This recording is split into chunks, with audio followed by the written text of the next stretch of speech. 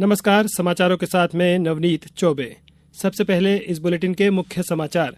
राष्ट्रीय जनतांत्रिक गठबंधन एनडीए द्वारा नई सरकार के गठन को लेकर बैठकों का दौर जारी। मुख्यमंत्री ने कहा, जल संवर्धन अभियान के तहत 5.5 करोड़ पौधे रोपने का लक्ष्य।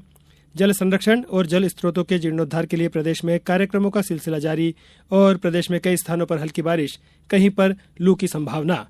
अब समाचार विस्तार से। राष्ट्रीय जनतांत्रिक गठबंधन एनडीए द्वारा नई सरकार गठन को लेकर गतिविधियां तेज हो गई हैं। इसी क्रम में भाजपा अध्यक्ष जगत प्रकाश नड्डा ने आज नई दिल्ली में केंद्रीय मंत्रियों और पार्टी के वरिष्ठ नेताओं के साथ बैठक की। श्री नड्डा के आवास पर हुई इस बैठक में गृह मंत्री अमित शाह, रक्षा मंत्री राजनाथ सिंह, पीयूष गोयल, मनसुख मांडविया, प्रहलाद जोशी, अश्विनी वैष्णव, भाजपा के राष्ट्रीय महासचिव तरुण चुग, पार्टी नेता विनोद तावड़े और अन्य वरिष्ठ नेता मौजूद रहे। जनता दल यूनाइटेड के कई नेताओं ने भी दिल्ली में पार्टी अध्यक्ष और बिहार के मुख्यमंत्री नीतीश कुमार के आवास पर बैठकें की। यह बैठकें एनडीए नेताओं द्वारा सर्वसम्मति से प्रधानमंत्री नरेंद्र मोदी को नेता चुनने के एक दिन बाद हुई। एनडीए गठबंधन में शामिल दलों के संसदीय दल की बैठक कल नई दिल्ली में होगी। इंडिया गठबंधन के नेताओं के बीच आज नई दिल्ली में बैठकों का दौर जारी रहा। तृणमूल कांग्रेस के राष्ट्रीय महासचिव और सांसद अभिषेक बनर्जी और पार्टी नेता डेरेक ओब्रायन ने समाजवादी पार्टी प्रमुख अखिलेश यादव से मुलाकात की।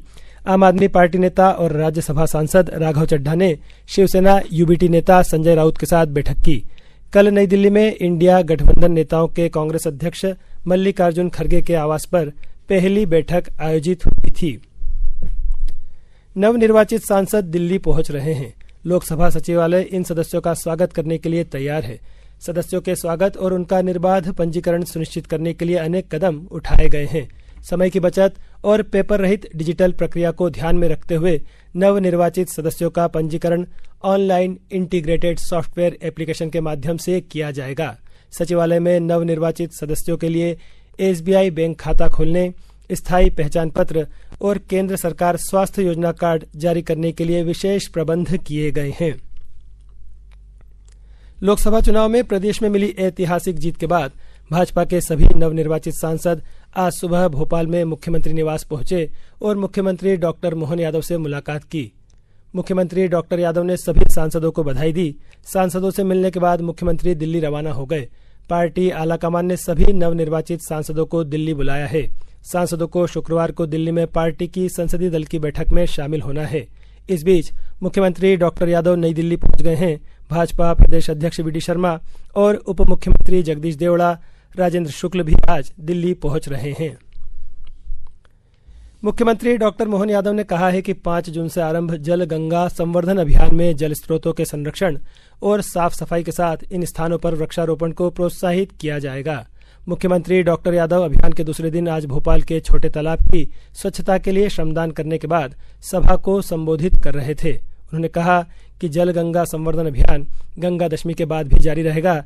इस अभियान अवधि में 5 करोड़ 50 लाख पौधे रोपने का लक्ष्य रखा गया है। ये समाचार आप आकाशवाणी मध्य प्रदेश से सुन रहे हैं। हमारे समाचारों को अब आप कभी भी और कहीं भी अपनी सुविधा के अनुसार सुन सकते हैं। ये समाचार बुलेटिन यूट्यूब, फेसबुक और एक्स प्लेटफॉर्म पर तथा AIR न्यूज़ भोपाल पेज पर सुने जा सकते हैं। इसके अलावा आप हमारी वेबसाइट newsonair.gov.in पर अथवा न्यूज ऑन AIR ऐप पर भी समाचार सुन सकते हैं। प्रदेश में कल से शुरू हुए जल गंगा संवर्धन अभियान के तहत कई कार्यक्रमों का आयोजन किया जा रहा है। खंडवा में अभियान के दौरान ग्राम पंचायत लखोरा रेत में पोखर निर्माण, ग्राम पंचायत राजपुरा बखार में गाद निकासी, ग्राम पंचायत दोंदवाड़ा में नाला विस्तारीकरण और ग्राम पंचायत भुईफल में कंटूर निर्माण का कार्य किया गया है। आगरमालवा जिला मुख्यालय स्थित प्राचीन मोती सागर तालाब से 6000 घन मीटर तथा रत्नसागर तालाब से 4000 घन मीटर मिट्टी की खुदाई कर तालाबों का गहरीकरण किया जा रहा है। दोनों तालाब शहर के प्रमुख जल स्रोत हैं।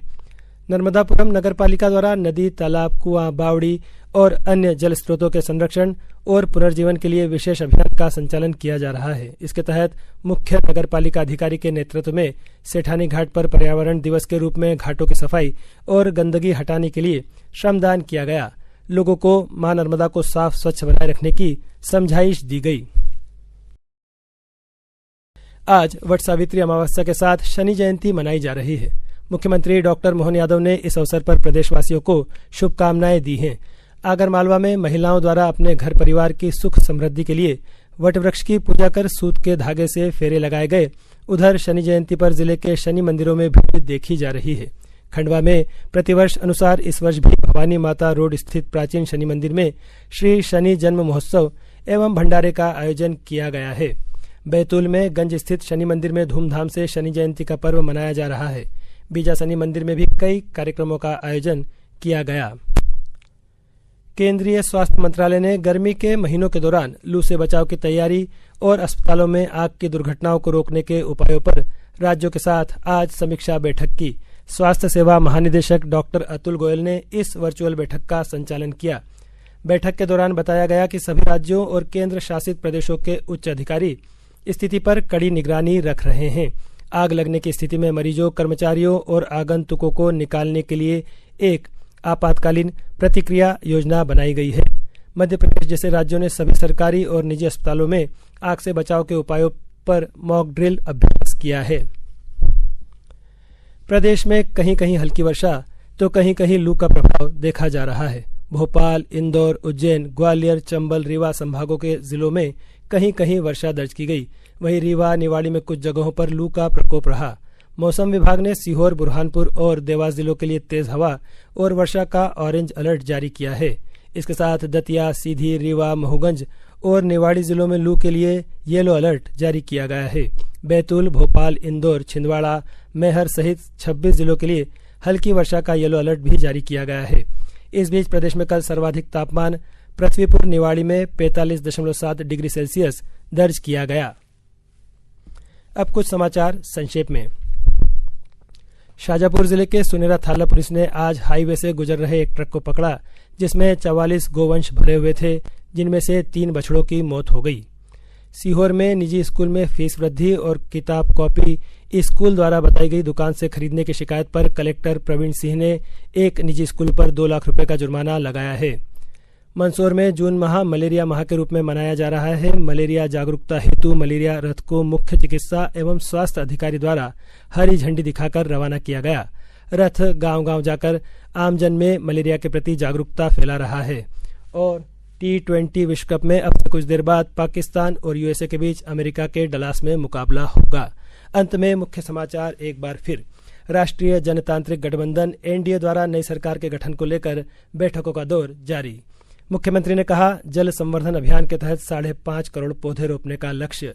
जल संरक्षण और जल स्रोतों के जीर्णोद्धार के लिए प्रदेश में कार्यक्रमों का सिलसिला जारी। और प्रदेश में कई स्थानों पर हल्की बारिश और कहीं पर लू की संभावना। इस बुलेटिन में बस इतना ही। नमस्कार।